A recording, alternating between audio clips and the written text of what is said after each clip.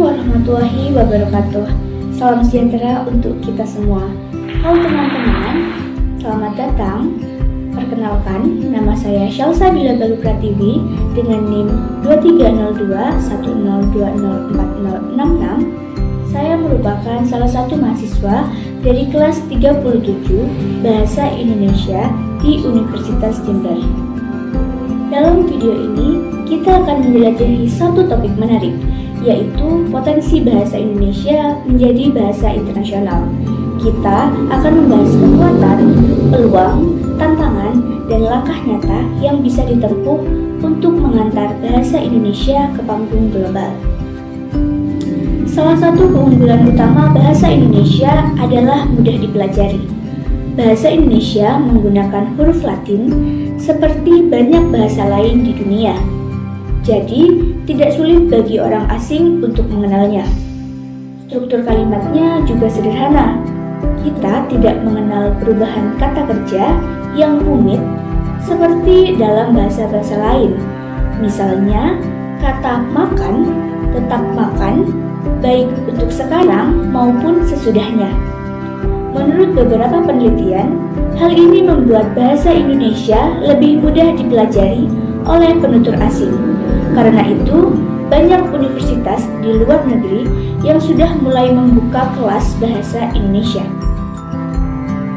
Pemerintah Indonesia sudah lama menjalankan program BIPA atau Bahasa Indonesia bagi penutur asing. Melalui program ini, pelajar dan profesional dari berbagai negara bisa mempelajari bahasa dan juga budaya Indonesia. Kelas BIPA kini tersebar di banyak negara seperti Australia, Korea Selatan, Jepang, serta negara-negara yang ada di Eropa. Salah satu contoh menarik datang dari Jepang. Di Universitas Waseda, tempat Jerome Pauline menempuh pendidikan, terdapat kelas bahasa Indonesia. Menariknya, teman-teman Jerome, yaitu Tomo, Yusuke, dan juga Otsuka, ikut menempuh kelas bahasa Indonesia di universitas tersebut. Hal ini menunjukkan bahwa minat belajar bahasa Indonesia semakin tumbuh di kalangan mahasiswa luar negeri. Selain mudah dipelajari, Indonesia juga memiliki posisi yang kuat di kawasan Asia Tenggara. Dengan jumlah penduduk lebih dari 270 juta jiwa, Indonesia menjadi negara dengan populasi terbesar keempat di dunia.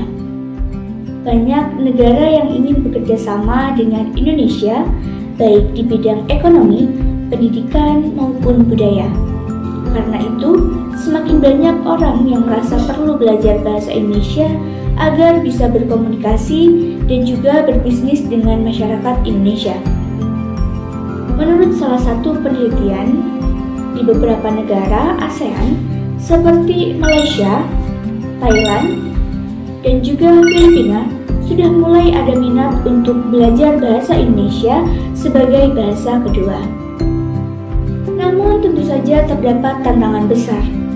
Pertama, bahasa Inggris masih menjadi bahasa utama dalam ilmu pengetahuan, teknologi, dan diplomasi internasional. Kedua, promosi bahasa Indonesia di luar negeri masih terbatas dan belum sekuat bahasa lain. Serta yang ketiga, jumlah buku, film, dan konten digital berbahasa Indonesia yang dikenal secara global masih terbilang sedikit. Lalu, apa yang dapat dilakukan agar bahasa Indonesia semakin dikenal dunia? Pertama, memperkuat program BIPA agar lebih banyak pelajar luar negeri yang dapat mempelajari bahasa Indonesia. Kedua, menyediakan materi ajar digital seperti aplikasi belajar bahasa Indonesia dan juga konten interaktif di internet. Serta yang ketiga, yaitu mempromosikan budaya Indonesia melalui film, musik, makanan, dan juga pariwisata. Karena ketika orang tertarik dengan budaya Indonesia, mereka biasanya juga ingin mempelajari bahasanya.